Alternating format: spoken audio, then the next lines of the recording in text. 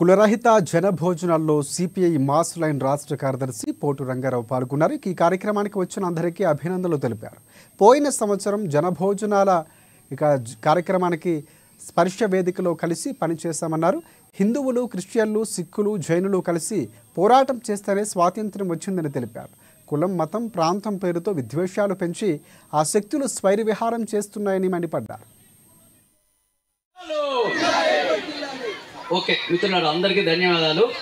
స్మృతిగా ఓ బీజంలాగా ప్రారంభమై జనభోజనాల కార్యక్రమాన్ని ముందుగా స్పర్శ అధ్యయన వేదిక వారితో పాటు మనందరం కలిసి స్వతంత్రం కావాలని పోరాడాం. అనేక కులాలు కలిసి అన్నదమ్ముల వలె బతికినటువంటి సమాజం మంది. కానీ ఈ సమాజంలో ఇవాళ మత శక్తులు విజృంభించి మతమే అధికారమై కూర్చొని మేరమే అధికారమై ప్రజల్ని శాసిస్తున్నటువంటి పరిస్థితి ఇవాళ ఈ దేశంలో కనిపిస్తా ఉన్నది. ఇవాళ ఈ దేశంలో బీజేపీ రూపంలో, ఆర్ఎస్ఎస్ రూపంలో, నరేంద్ర మోడీ, అమిత్ షా రూపంలో ఇవాళ మొత్తం దేశ సమాజాన్ని మొత్తం ఇవాళ మతము, కులము వేడునుకుంటున్నటువంటి ఒక చీకటి రాజ్యాన్ని చూస్తున్నటువంటి స్థితి కనపడతా ఉంది.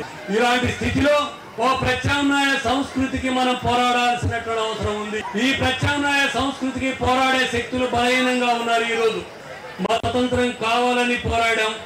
అనేక కులాలు కలిసి అన్నదమ్ముల వలె బతికినటువంటి సమాజం మంది. కానీ ఈ సమాజంలో ఇవాళ